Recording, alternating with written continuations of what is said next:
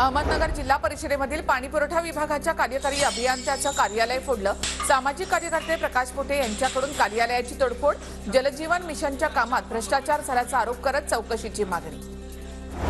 2024च्या लोकसभा निवडणुकीमध्ये भारतामध्ये एनडीए 400हून अधिक जागा जिंकेल। मंत्री तानाजी सावंत यांची प्रतिक्रिया। तर महाराष्ट्रामध्ये 45 नव्हे तर 48 पैकी 48 जागा जिंकण्याचा विश्वास व्यक्त।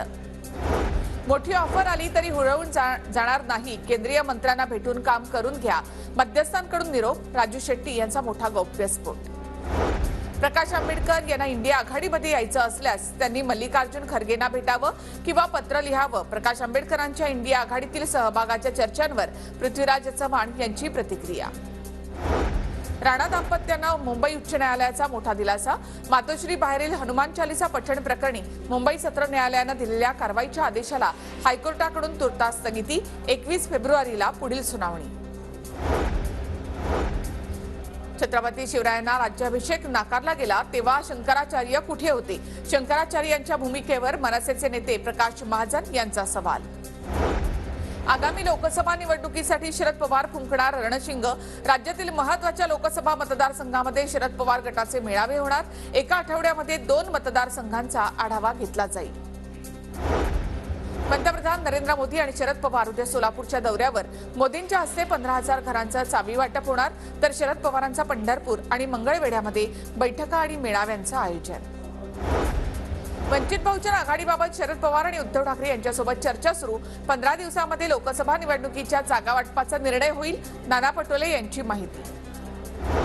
उद्या माझ्या जागी कोणी खासदार असेल सांगता येत नाही, भविष्यात कुणाचा नंबर लागेल हेही सांगता येत नाही। वाशिममध्ये महिला मेळाव्यामध्ये खासदार भावना गवळींचं वक्तव्य। शिवसंग्राम संघटना लोकसभेच्या 3 जागा लढवणार। विधानसभेसाठी महायुतीकडे 12 जागांची मागणी करणार। शिवसंग्राम संघटनेचे अध्यक्ष तानाजी शिंदे यांची माहिती। बीडमध्ये विधानसभेला ज्योती मेटेंना उमेदवारी देण्याचा निर्णय। साताऱ्याच्या फलटणमध्ये उदयनराजे भोसले आणि माजी सभापती रामराजे निंबाळकर यांची भेट। उदयनराजे आणि रामराजे यांच्या भेटीमुळे राजकीय वर्तुळामध्ये चर्चांना उधाण। मराठा समाजाला आरक्षण मिळावं यासाठी जरांगे पाटील मुंबईला येणार। मुंबईमध्ये येण्याआधी जरांगे पाटलांचा ट्रॅक्टर चालवण्याचा सराव। शरद पवार गटाचे आमदार रोहित पवार बारामती दौऱ्यावर। रोहित पवारांची क्रिकेटच्या मैदानावर फटकेबाजी। अकोल्यामध्ये वंचित बहुजन आघाडी चषक 2024 क्रिकेट स्पर्धांचं आयोजन। प्रकाश आंबेडकर यांच्या हस्ते स्पर्धेचं उद्घाटन। आंबेडकरांची क्रिकेटच्या मैदानामध्ये फटकेबाजी।